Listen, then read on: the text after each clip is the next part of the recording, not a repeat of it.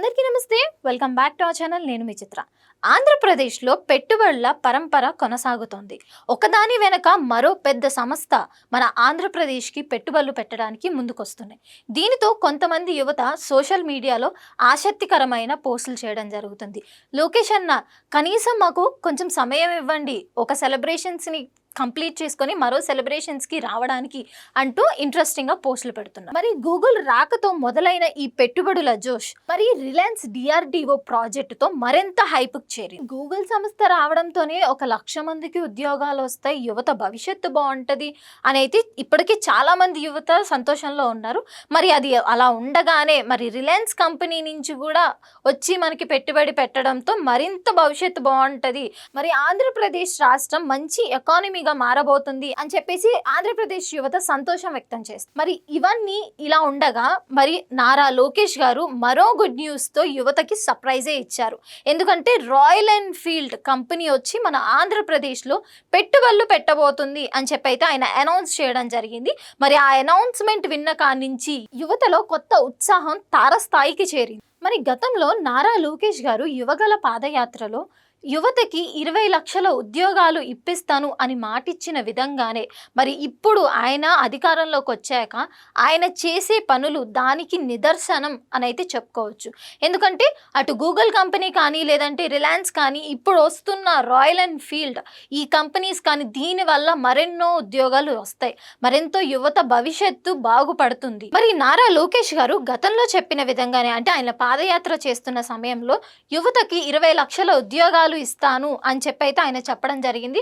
మరి అదే విధంగా ఇప్పుడు నారా లోకేష్ గారు తీసుకొస్తున్న ఈ పెట్టుబడులు ఏవైతే ఉన్నాయో, ఒకటి గూగుల్ సంస్థ కానీ లేదంటే రిలయన్స్ ఇన్స్టిట్యూట్స్ కానీ లేదంటే రాయల్ ఎన్ఫీల్డ్స్ కానీ మరి అదానీ గ్రూప్స్ కానీ TCS కానీ అంటే ఇలాంటి కంపెనీస్ అన్నీ ఆయన అక్కడికి వెళ్ళి వాళ్ళతో మాట్లాడి మా రాష్ట్రానికి రండి, ఇక్కడ చాలా డెవలప్మెంట్ అయింది, ఇంకెంతో డెవలప్మెంట్ అవుతుంది అని చెప్పేసి వాళ్ళతో మాట్లాడి మరి ఆ పెట్టుబడులన్నీ మన ఆంధ్రప్రదేశ్కి తీసుకురావడం జరుగుతుంది, కేవలం యువత కోసం. ఎందుకంటే ఇప్పుడున్న యువత బాగుపడితేనే ముందు తరాలు అభివృద్ధి చెందుతాయి అనేసి నారా లోకేష్ గారు అయితే గట్టిగా నమ్ముతున్నారు. మరి ఇన్ని పెట్టుబడులు రావడంతో కేవలం మన రాష్ట్రం వాళ్ళే కాదు, పక్క రాష్ట్ర యువత కూడా వచ్చి మన రాష్ట్రంలో ఉద్యోగాలు చేసుకునే పరిస్థితి అయితే రాబోతుంది. అంటే కేవలం మన రాష్ట్రంలోనే కాదు, పక్క రాష్ట్ర యువత కోసం కూడా నారా లోకేష్ గారు ఆలోచిస్తున్నారు. మరి నారా చంద్రబాబు నాయుడు లాంటి విజనరీ లీడర్కి మరి నారా లోకేష్ లాంటి గారి కొడుకు ఉండడం అంటే ఆయన విజనరీకి ఈయన ఎడ్యుకేషన్కి రెండూ కలిపి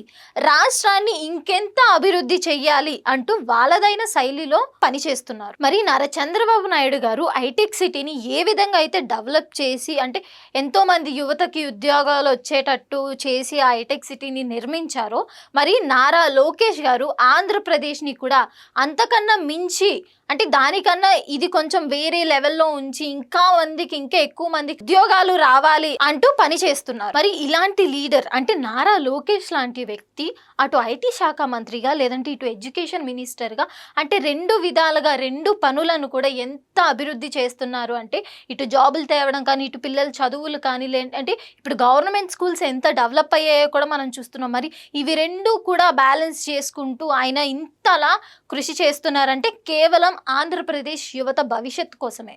మరి రీసెంట్గా 10th క్లాస్ రిజల్ట్స్ కూడా చూసాం మనం. అంటే మరి నారా లోకేష్ గారు ఎడ్యుకేషన్ మినిస్టర్గా వచ్చిన తర్వాత ఇంత గొప్పగా చేశారా అంటే గతంలో ఎప్పుడు మనం ఇలాంటి రిజల్ట్స్ అనేవి చూడలేదు.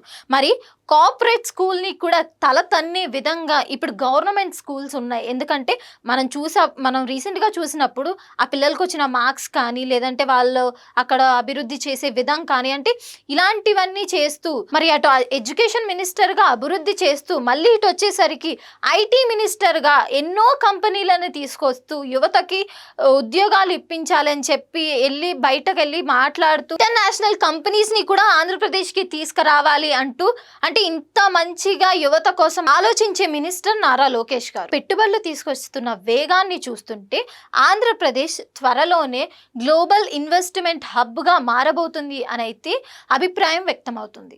మరి ఈ పెట్టుబడుల దూకుడు ఇలానే కొనసాగితే గనక రాబోయే రోజుల్లో ఆర్థిక వ్యవస్థకు భారీ బూస్ట్గా మారే అవకాశాలు కనిపిస్తున్నాయి. సో గైస్, ఇది మన వీడియో. మరిన్ని లేటెస్ట్ అప్డేట్స్ కోసం మా ఛానల్ని సబ్స్క్రైబ్ చేసుకోండి.